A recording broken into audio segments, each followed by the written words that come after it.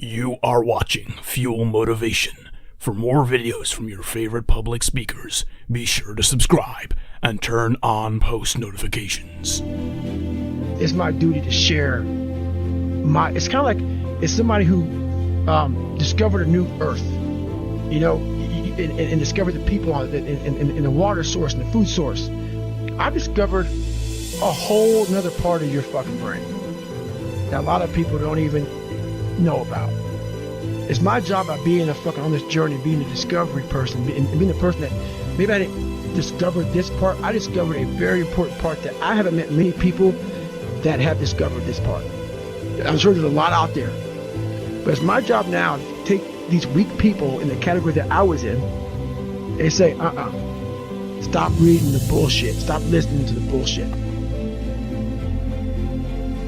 I am where I am now.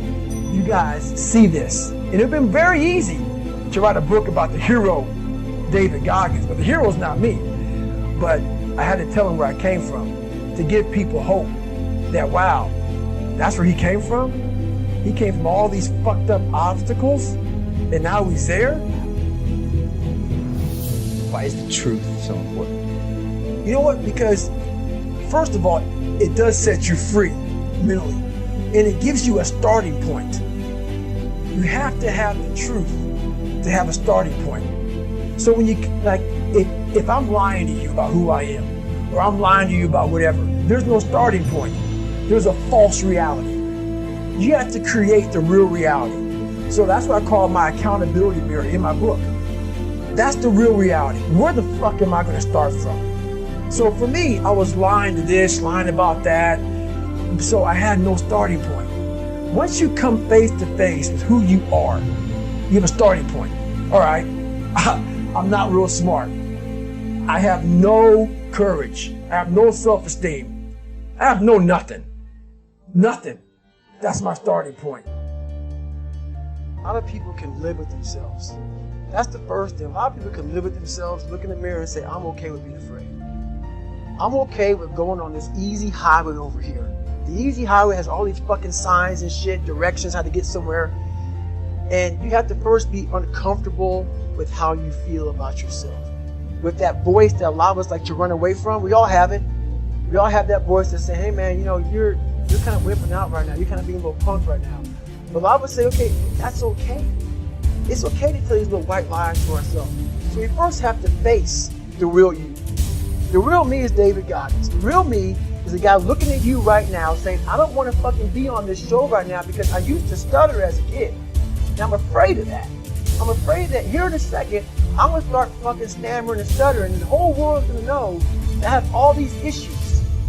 But that's when I see right now, okay, Goggins, you got to go on this fucking show. That's Goggins. Goggins is saying, okay, David Goggins, you're a punk. Life made you this way. We can't live like this. We can't live in fear. We can't live in judgment. We can't be afraid of what the fuck people right now are looking at me saying about me. We cannot be afraid of that. That's Goggins. Goggins saying, fuck all of you who don't like me, who don't want it. And that person then comes in. But you have to be David Goggins and say, man, this here, life made this one here. I stutter, I have these issues with reading and writing, and I'm fat and I'm insecure. You have to face that in that dark room. In that dark room is who you are. But in that dark room is where you have to create another human being that walks out of that dark room to face who you are. That's the only way you're going to get over all those things. You have to create someone else. Not like you have two different personalities. It is you. But you have to find strength. And that visualization of almost me cracking out Goggins, like almost like that Superman cape, like I'm coming out a different person, a person that doesn't give a fuck about anything, doesn't care about being judged, who knows I'm weak, who knows I'm afraid, who says, whatever you think about me, take it, whatever, I'm here. That's Goggins. In the dark room, you face yourself, you realize you want to be better, you realize you don't want to be this weak, insecure person in the world who has all these problems that we all have. We all have. Social media is a great platform to tell you who we want to be, not who we are. I had to be doing something, so I was riding the bike. I rode a bike a lot to lose the first initial kind of weight, because my bones were just hurting so bad. My body was just broken. And I learned to get over that also. And I tried to swim a lot. I wasn't a great swimmer, but putting fins on kind of equalized my body. I wasn't so negative buoyant. So I started fitting a whole bunch. And I spent hours in the pool, trying to get more and more comfortable. Not because I was going underwater. I was so scared of the water that I had to live in the water. I had to become one with the water. So going to the pool used to scare me. So I went to the pool an awful lot. And then the bike got easier. I was able to run more. I went from like 1 mile. 1 mile was a great accomplishment. 2 miles, and then from 2 to 3 was a big one. Then I went from 3 to 6. And then, like, they have a warning order that they give people to get ready for buds. And the whole thing was running 6 miles 5 days a week. And that was my goal. And so I just I failed, I go back to scratch. I use some positive motivation. I have like one day where I'm like fucking defeated. But I started realizing this is part of the process. This is part of the journey. I had to realize this is part of my process versus just saying, like I used to, I'm just not good enough. If I'm not good enough, we always say that shit. I'm just not good enough. And then we try something else. I'm going to fucking make myself good enough. And that became my mentality. I'm gonna make myself good enough. And so I'm misunderstood a lot, but that's all it came down to. I made myself good enough. And the days I couldn't run that far, the next week, I would do 2 a days. So like on the running, if I ran a quarter of a mile, I wait a fucking couple hours, it'd haunt me, bother me. I try to run a half a mile the next time, same day. You can do more than this. If I had to walk, I had to walk. It just became just a process of grinding and grinding, and grinding is not even a good word for it. It's not even a good word for it. And just going further and further. And then when I got through running, I go to the bike, I go to the pool. If I got tired somewhere, my legs were tired, I go to the gym. And I developed this crazy workout where I was doing volume, like 200-300 reps of like very lightweight. People always say, how come you don't have any like loose skin? My workout routine in the gym became sick. It became sick. I was just doing 200-300 reps, 400 reps on like chest, just like for one simple exercise, the bench press. And I rack it, get back on it, just rep it out, trying to burn as many calories as I can, build that muscle mass. And I just became obsessed with it. The way I believe, this is my experience in life, the only way you're ever going to get to the other side of this journey is you have got to suffer to grow. To grow, you must suffer. And some people will get it, some people won't. But they have to see what their journey is to start their journey. Several people live to be 100 years old. They have great lives. They have great kids. Their kids go to college and all sorts of stuff. But somewhere in their life, there was a point where they had a decision to make. They can go left or right on this path. Left was the easy route.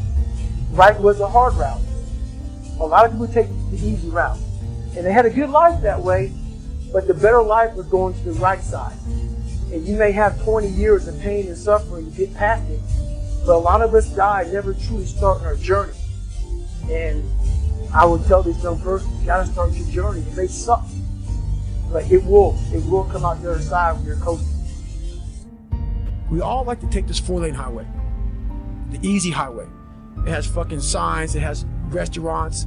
We all love that 4-lane highway. We always step over the shovel. And all I did was I picked up that fucking shovel, and that shovel, I made my own path. And you may have big boulders and shit. They may be getting 200 miles up the road faster than you.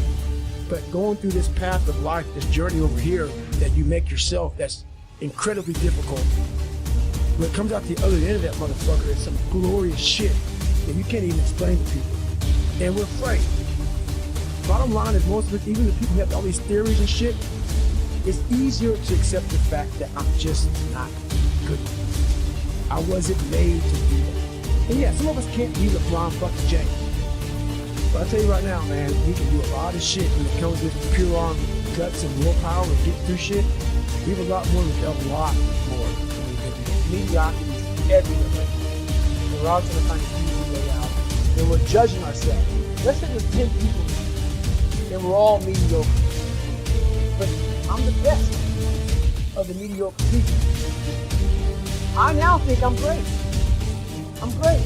We surround ourselves around people that make us feel great. Tell us what we want to hear. The second we put ourselves amongst the uncommon people, we don't like that feeling. That challenge and feeling of that person waking up 3:30 in the morning and say, hey, put your shit on, we're going for a run. We don't like that challenge. We like that person who says, hey, you know, man, I don't feel good today, man. And they say, oh, it's okay, brother. Take the day off, man. We'll get a pizza and shit, watch the game. We like that. We love that feeling. Why? Because you understand, man, we're good, bro. We don't want that motherfuckers like this. Hey, man, no, bro. Get your fucking shit on, man. Stop being a punk. We don't want that in our lives. We don't want that person who's constantly challenging our weaknesses. We want that person who's constantly, you know, making us feel nice and good and secure in ours. That's the mediocrity of life. We want to be the best amongst the average people. People wonder, how do you stay hungry all the time?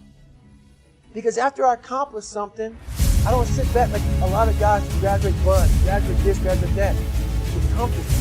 They wonder why I'm getting beat, man. I don't know, I lost my edge. What's going on? Because once you hit the top of the fucking mountain, guess what happens? I'm good. There's a lot of people in mediocrity who have a nice resume, but they're one-timers, man. They hit a one-time deal, they busted it open, got a lot of money, but they're good. You're mediocre now, man. What are you fucking doing today, tomorrow, the next fucking day? That's why I'm listening to theorists. I don't listen to all that bullshit. I listen to a motherfucker who's like this, man. What's wrong, man? I'm fucking tired, dude. Why are you tired? Because tomorrow, I gotta do the fucking shit again, man. Whatever the shit is that made me fucking nauseous and sick to my stomach, it made me hurt. There's no ending. And that's the person I listen to. That's the person who's gained knowledge. Who gained knowledge through suffering. And on the other end of suffering is a world that very few have ever seen.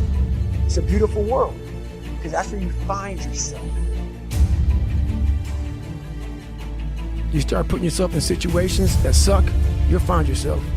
It's the only way to find yourself. You don't find yourself, if you like bench pressing, and you bench press all the fucking time, what are you finding out? If you like to swim, that's all you want to do is swim, what are you finding out? Put that, you know, people always, people talk about triple down on your fucking strengths. Right. That's the fucking weakest shit in the world. No, triple down on your fucking weaknesses. Yeah. Find out something about yourself. You already know the good shit. You already know the happy shit. Right. That's why on my Facebook page, everybody goes, why don't you talk about good times? You know how to get through that shit, motherfucker. You don't need a fucking, you don't need no one to tell you how to get through. It's happy. Right. That's easy shit. Right. I'm going to tell you how you can help yourself get through the times that suck. Real life. This is real life. 90% of your life will suck. I really developed that through my heart surgeries, and I developed that through that first 100-mile run. And I thought I had given 100%. And I was in that chair at mile 70. I was fucked up. I thought I'd given 100%. And to go that last, I'd go, man, I wasn't even near 100%. So I came up with this thing called the 40% rule. It's basically where it's like a car. You put a governor on a car. And let's say the car can go 130. That governor stops the car at 91. And you're driving thinking, man, I want to fucking floor it. I can't go any faster. We do that to our brain. We put a governor on our brain. The second we feel pain, discomfort, suffering, all those words that we hate to say because we have this happy, peaceful world we live in now, we stop.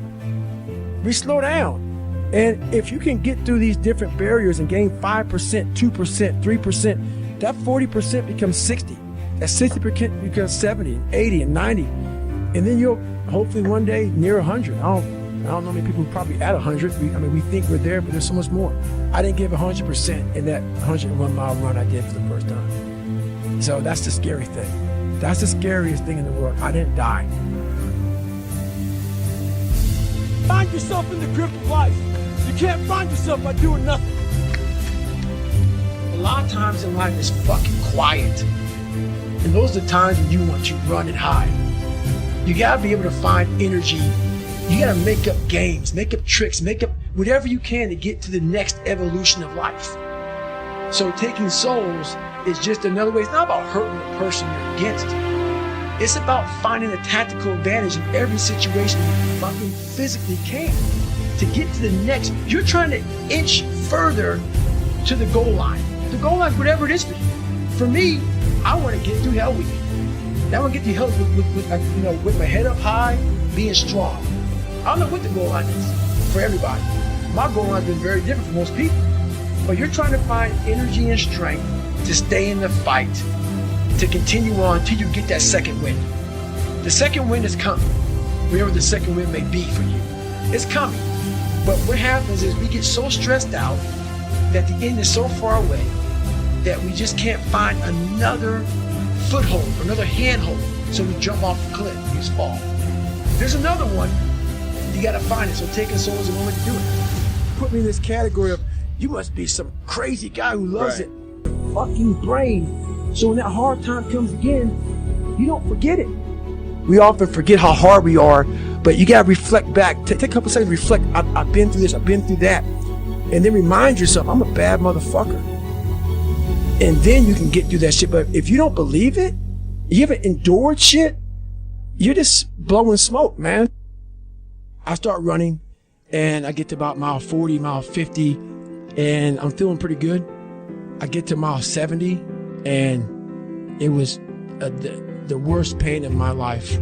I sat down in this blue lawn chair at mile 70 and the Ritz crackers after mile 20 became Ritz cracker balls because I wasn't hydrating correctly. I didn't know what to do.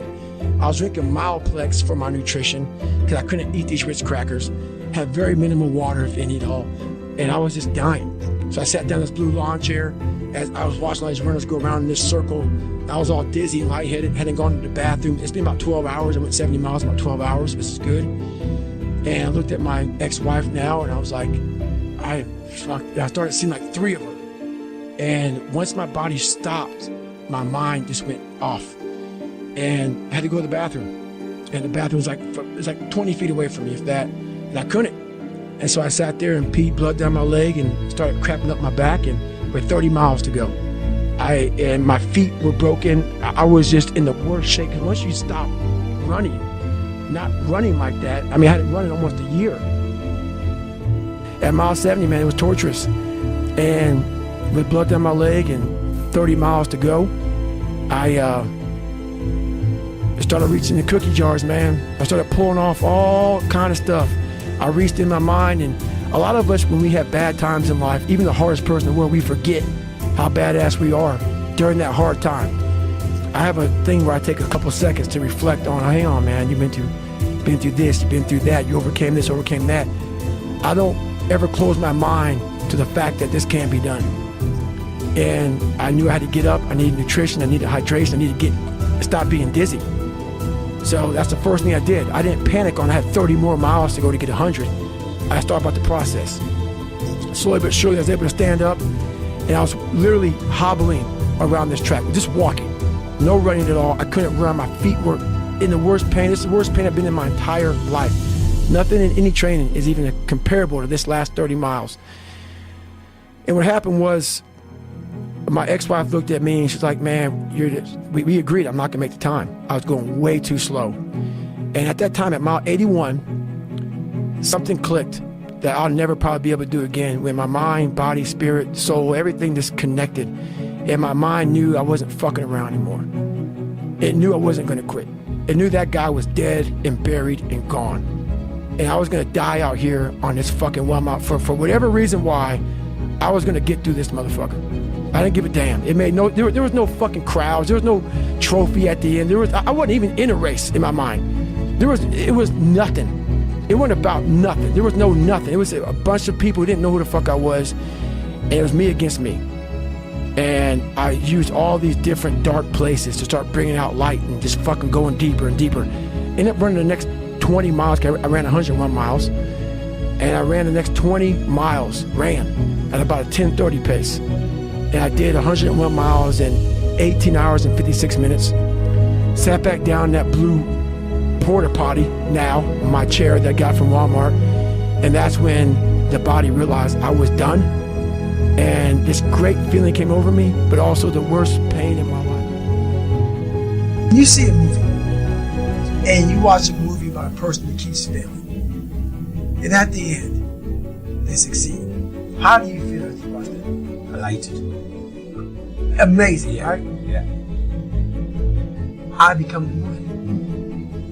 I want to feel how I feel watching someone else in the movie. When I watched Rocky get his ass kicked, when I watched all these different things of failure, I was able to put myself there and say, God, man, how much do you feel now that you finally got there?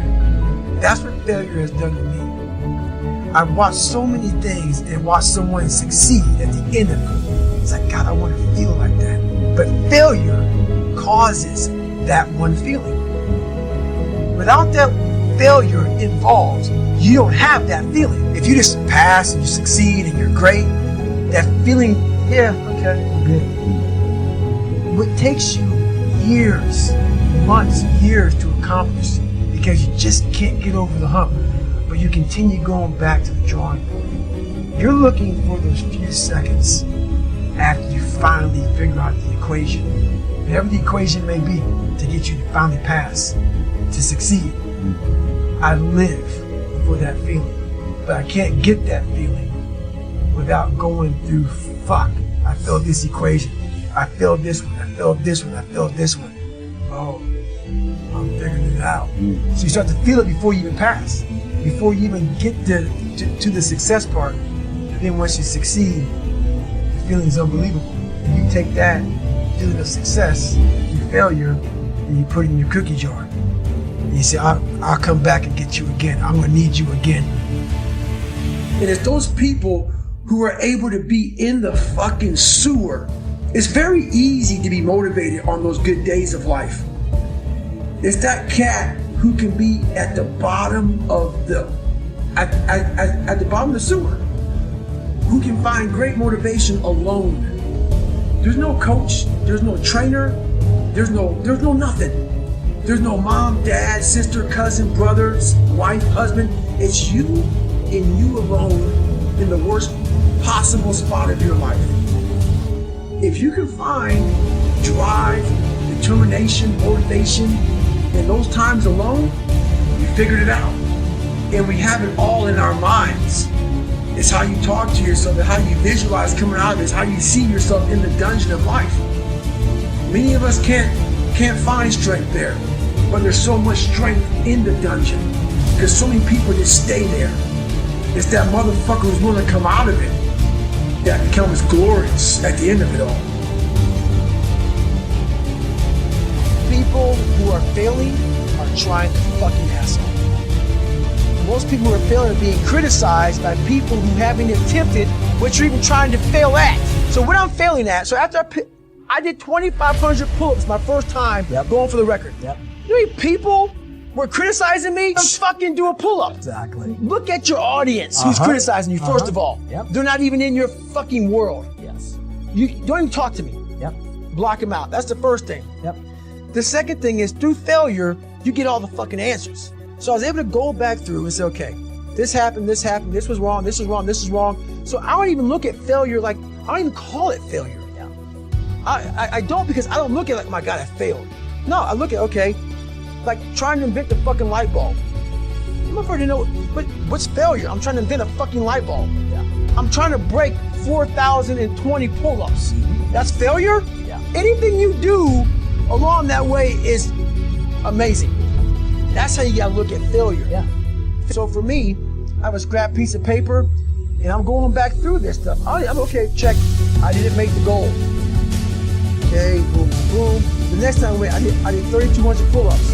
Okay, I'm still 800 shy of the record. Fucking 800 shy of the record now. So I went from 25 to 3,200, and I gotta get to 4,021. That's a long way away. But and your body's breaking down left and right. But I got that whiteboard out again, and I started writing down. Okay, what did I do wrong this time? What did I do wrong this time? You cannot look at it as failure. Even though you didn't get what you wanted, all you're doing is examining ways to become successful at this particular thing. You're trying to master something. It's not failure. You're trying to become the master of a particular thing. It's not failing. Whenever you're trying to master something, there's a process. Self-discipline. Yes. I never had, and the crazy thing about what, you say that, I didn't have a motherfucker come wake me up at 3 o'clock in the fucking morning and say, hey, you gotta get your shit in. I had no trainer. I didn't have a nutritionist. It was just self-discipline that I had to survive, to not survive, so I was weak, to thrive. No one said, hey man, you're 297 pounds, man. I'm gonna help you out. I'm gonna help. Hey man, you're not smart. I'm gonna help you out. I had to work at all this shit. I had to overcome, and it self-disciplines everything. And if you don't have it, I don't look at you right, because I know you're capable of more. It's not discipline so much for me. It's all on you. It's all on you. The self part is what's big. We need someone to hold people accountable. Fuck that shit, man. Fuck that shit. We count on people too much to get us through shit. And we look to our right, we look to our left, we're looking for help. And if you can build that self, you can build that total accountability in oneself. And it's not about being selfish. I'm trying to create a better me. So hopefully people who are hearing this are taking it the right way and can say, I can run a mile. It ain't about running 205 fucking miles, 204,000 meters. It ain't about all that shit. Shit doesn't matter. I want you to see how fucking far you can go. And that's all it's about, yourself. I want to be able to look back on my life when I'm all dead and be so fucking proud of myself forever. This is all temporary shit to me. I want to be forever proud of who I was as a man and change who I used to be. The liar, the insecure guy, the guy who can, whatever. I want to be proud. If I die now, if I die at 8, if I die at 90, 100, I want to look at myself and say, I'm proud of myself. Look what I overcame. If that doesn't put some badge of honor tattooed in your fucking brain for the rest of your life, you can die today talking to Joe Rogan, you're missing the story, man. Am I happy? What the fuck do you think? Don't misunderstand the passion in which I speak for not being intensely happy. Happiest person in the world. But I'm not done. So I'm not going to speak to you like, oh man, everything is great. No, I have a lot more shit to do. A lot more shit to do, period. And like there's a quote that was said, I don't know who said it, but it was a great quote. This guy said, going into combat, going into war, out of the 100 men that go into war, 10 shouldn't even fucking be there. 80 of them are just targets. 10 do most of, or 9 do most of fighting. 1 is a warrior. And it's a true quote to life.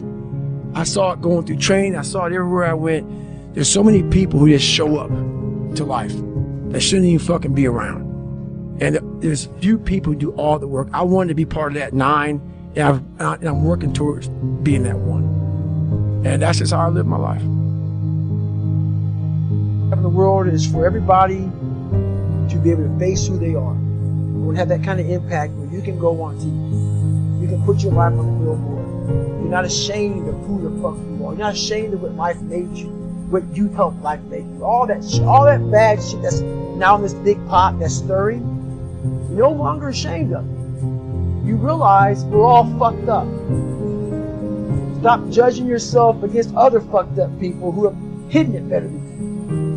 That's all they've done. They've masked their shit better than you have, and now they're flipping it back on you and saying you're fucked up. I want you to realize that this world, life, is one big head game. And once you learn to play the motherfucking head game, it's no longer a game anymore at all.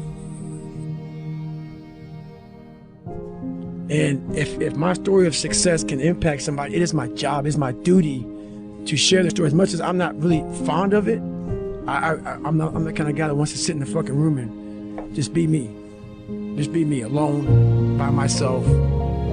It's who I am. But I have to get uncomfortable and tell people all this shit. You think it feels good to tell people I had a 4th grade reading level in high school. I stuttered. I lied to people to be their fucking friends. It doesn't feel good. It doesn't feel good at all. But maybe someone's doing the same shit. And maybe they can realize, wow, that motherfucker was a piece of shit. And he fucking now is a Navy SEAL, retired guy, and runs these miles and was 297 pounds and pathetic fucker. And wow. And people say, why are you talking so? It's the fucking truth. I was a fucking pathetic motherfucker, man. People cannot say that to themselves. We have to choose these great fucking magical words that make people feel good. Tell yourself the truth. If someone calls you fucking fat, they may be bullying you, but you might be fucking fat. Someone calls you dumb, it's mean, but you might be fucking dumb. It's life, man. Take it for what it's worth and change it.